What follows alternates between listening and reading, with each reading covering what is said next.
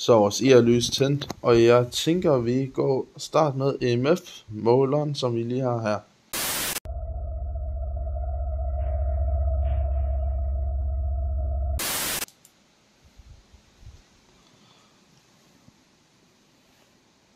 Hvis der er nogen her, så går man mod det lille runde lys.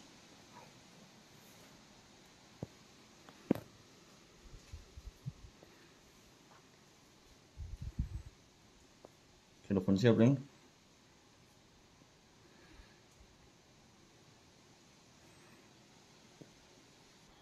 Er det en mand?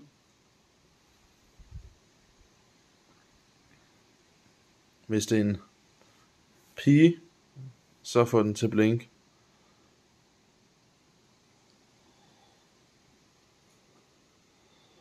Er det en kvinde, så får den til blink.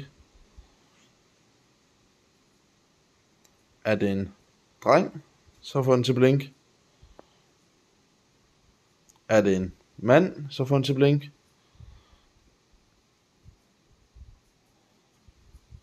Imens jeg så min kammerat, han står med den, så tænker jeg så, at vi prøver vores dejlige spiritbox her.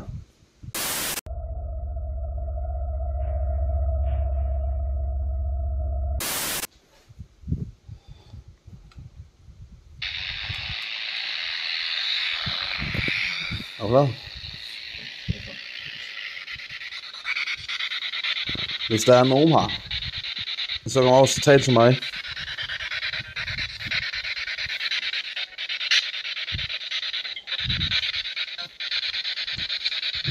Er der nogen til stede, så kom over mod mig.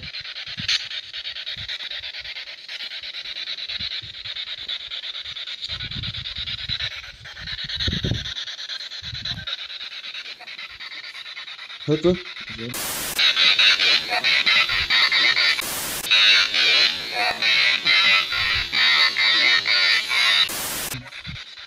Var det dig?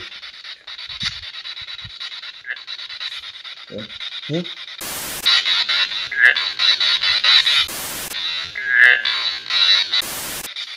Kan du sige det igen? Kan du sige det en gang til?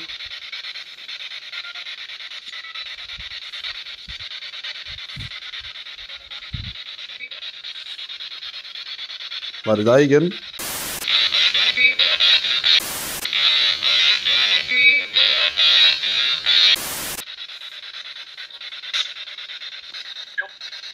Jo. Jo.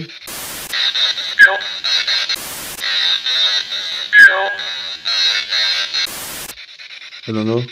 Lad os lige høre det igen. Er der nogen til stede, så kom over mod mig, eller gå over mod det lille runde lys mod min kammerat.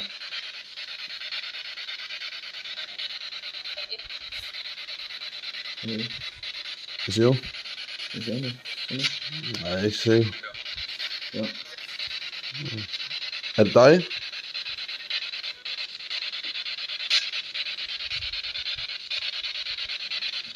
Kan du få det grønne lys til at blinke?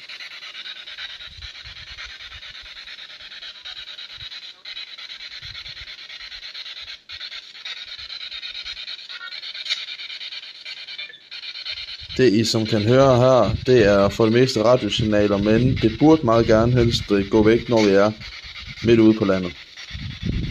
Og I er så relativt langt væk, vi er, kan man sige. Det er ingenting, så det er ikke. Ja. Hvis der er nogen her, så kom over og så sig hej til mig.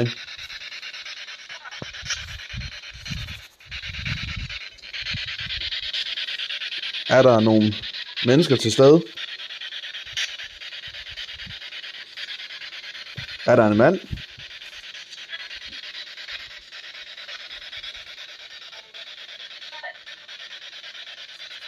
Er der en kvinde?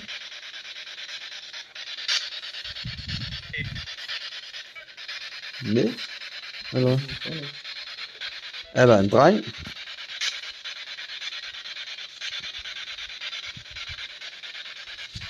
Er der en pige?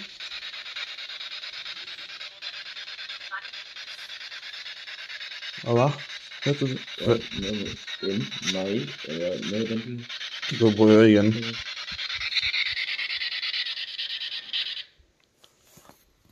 Jeg tænker, vi skal afprøve vores dejlige Wimpod her.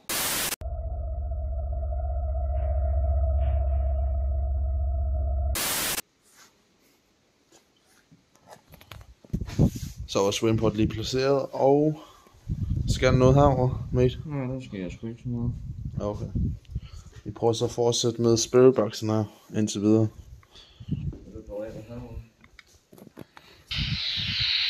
Prøv lige. Lad os prøve igen. Er der stadig nogen til stede?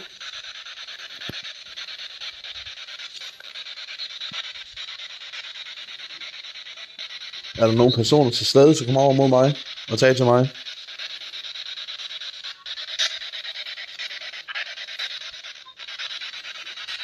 Er der nogen, der kan sige hej til mig?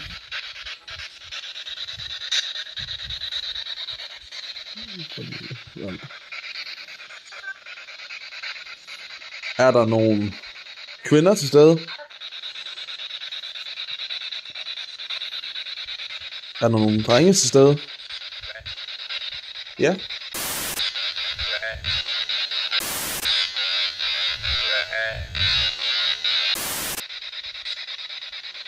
Var det dig? Er I flere personer her?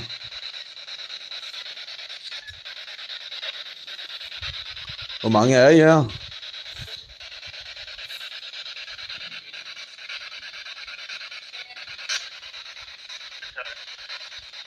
Mange.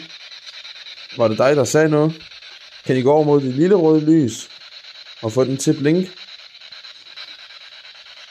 Eller kan I gå over mod min kamera og så få det grønne lys til at blinke? Eller kan I tale til mig igennem boksen?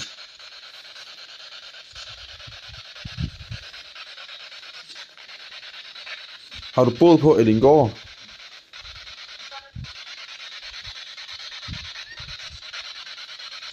Er der nogen af jer personer, der har haft gået på Ellingård? Ser noget derovre?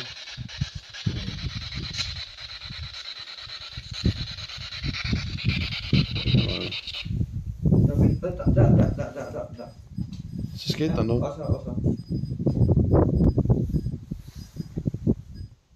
Kan du få den til at blinke? Der er en smule tegn på Wimpod. Skal jeg noget der?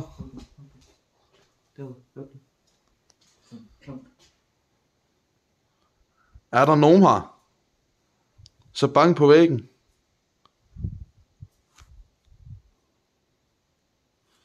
Kan I lave en lyd? Kan I få den røde lampe til at blinke? Eller sige en lyd? Så går over mod et lille rødt lys. Ej, nu ryster jeg igen.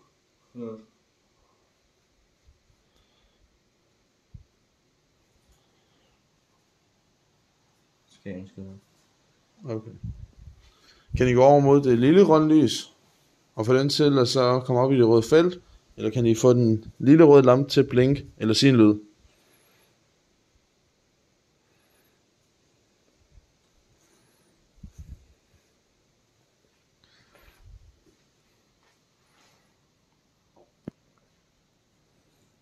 Jeg tænker, skal vi prøve et andet sted? Ja.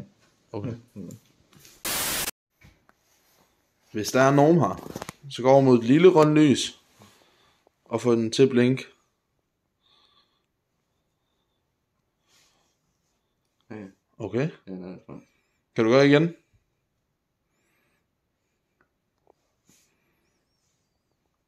Ringer det? Eller var det bare mig? Jamen, det er Okay. Kan du gøre det en sidste gang?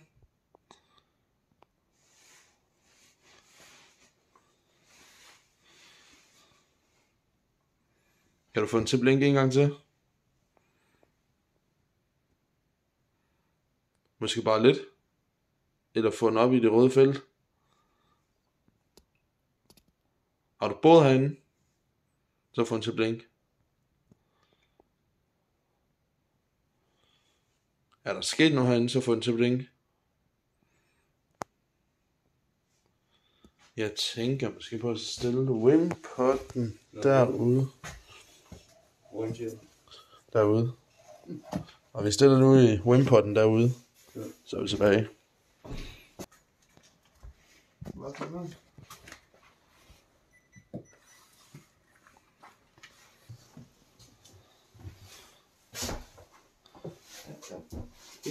Hurtigt ud, gå tilbage.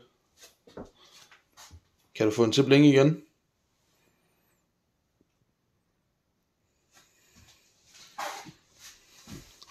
Hvis du så ikke er herinde, så få den til at blinke. Brug vores energi. Okay. Kan du gøre igen?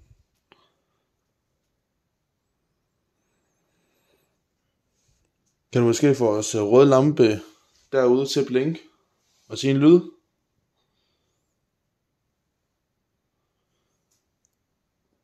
Der er bare helt stille. Kan du få den til at blinke igen?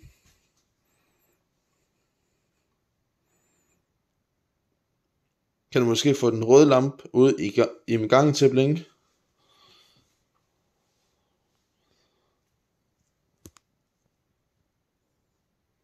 Kan du få den røde lampe ud i gangen til at blinke? Og sige en lyd?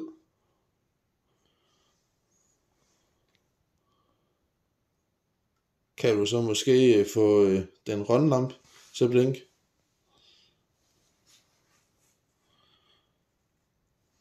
Vi prøver så at stille os herovre med.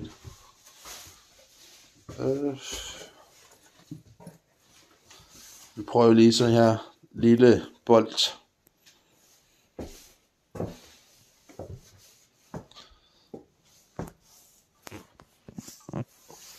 Tænder vi lige her. Den blinker lige ud i nogle få sekunder. Ja. Er det en pige, der er boet herinde?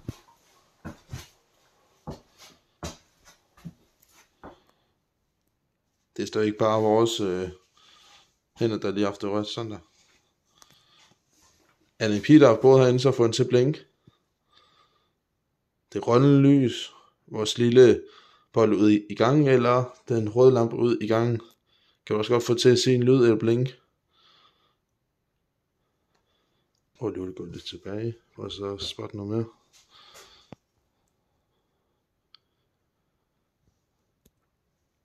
Er der nogen her, så få den til at blinke det lille grønne lys, eller vores lille bold ud i gangen, eller det lille røde lys ud i gangen til sin lyd eller blink.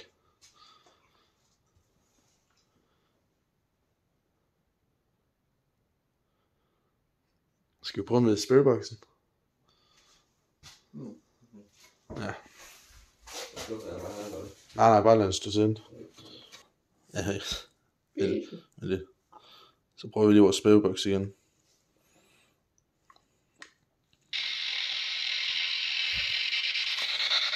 Er der nogen til stede i blandt os?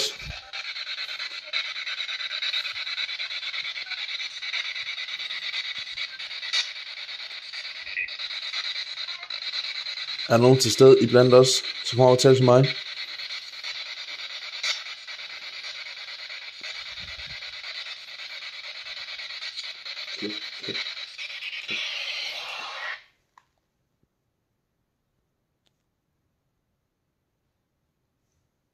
Det er skidt.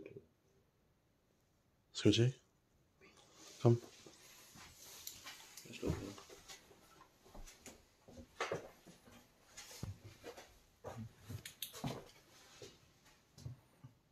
Kommer dernede fra? Kan du lave den lyd igen?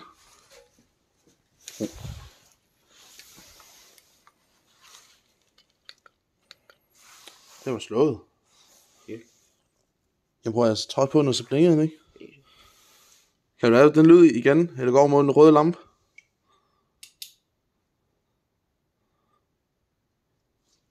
Du hørte det selv. Ja, jeg hørte det. Er der nogen nede for en af gangen?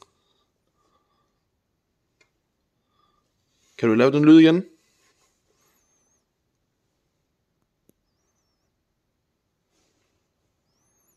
Kan du få en rød lampe til at blinke? Eller så få den lave en lyd? Du hørte det selv, gjorde det? Hvem der? Ja, det der. Ja.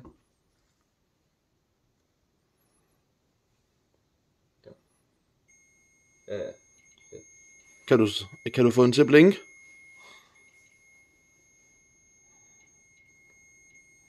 Fedt. Når jeg får de sygeste kuldegysninger. Se. Er det dig, der gør det? Så får den til at blinke igen.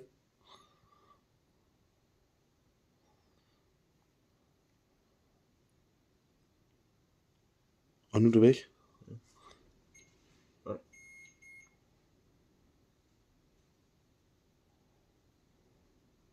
Kan du komme over mod os?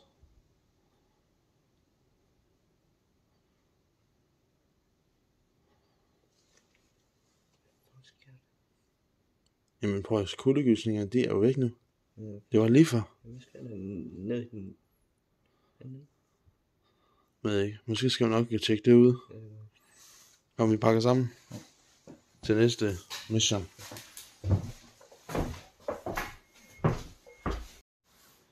Er der nogen her, så får det lille rødlys til at blinke.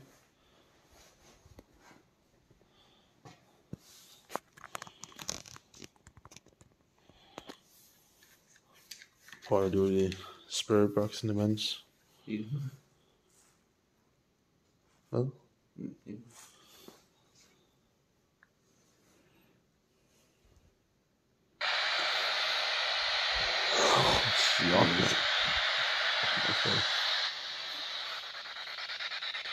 Er der nogen til stede i dette rum?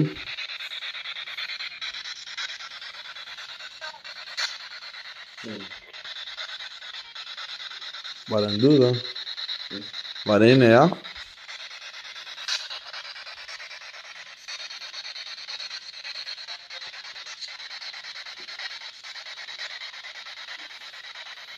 Kan I måske få det lille rødlys til at blinke?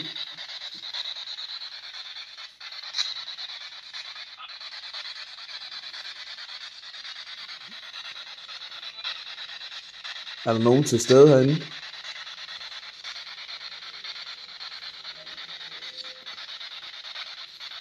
Hvis der er nogen her, så kom over mod mig, eller mod det lille rødlys.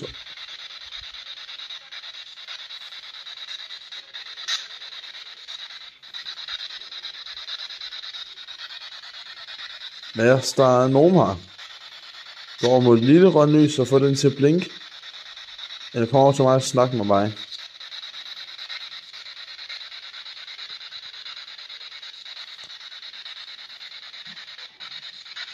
Vi prøver noget andet. Hvis der er nogen her, så gå ud mod det lille røde lys. Hvad? Har du godt noget der? Det var den der. Er der en mand til stede? Er der en dreng?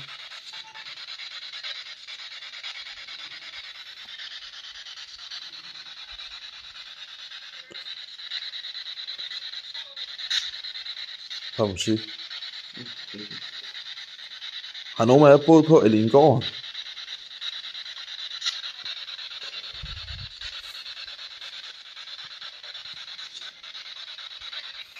Hvis der er nogen her, så gå ud mod det lille røde lys ud i gang og få den til at blinke eller sige lyd.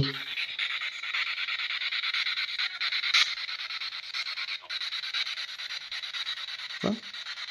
Kan du sige det igen?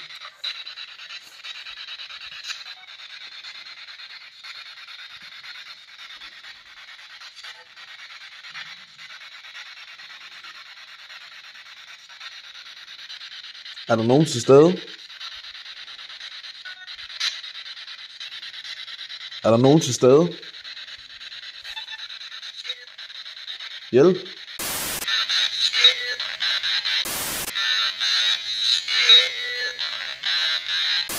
Eller hvad? Sagde du hjælp?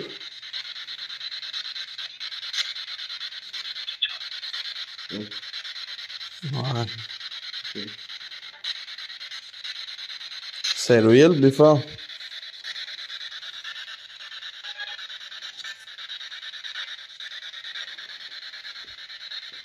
Er der sket noget i dette rum? Eller hvad? Jeg kan ikke høre noget. Kan du måske få den grønne lampe til at blinke? Gør den nu? Ja, men... Ja, Kan du gøre igen? Kan du få den grønne lampe til at blinke?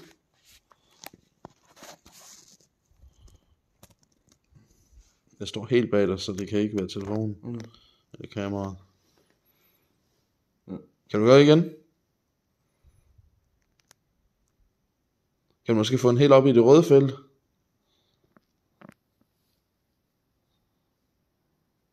Kan du prøve at få den helt op i det røde felt?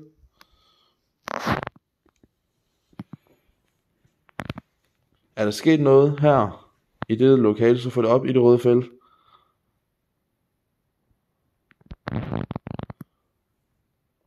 Har du været her i dette lokale, så få det op i det røde felt? Er det en dreng, der er til stede, så få den til at blinke?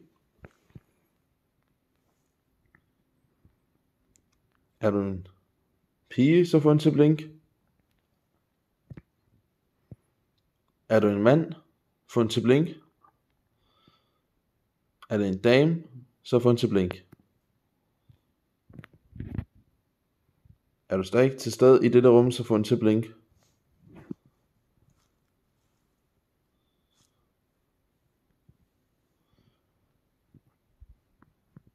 Er du stadig tilgængelig i dette lokale, så få det til at blinke.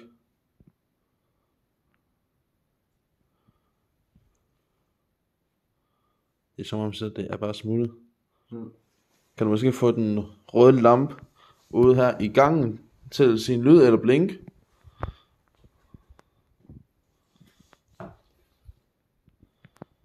Står lige over til venstre i gangen. Kan du måske få den til at sige lyd?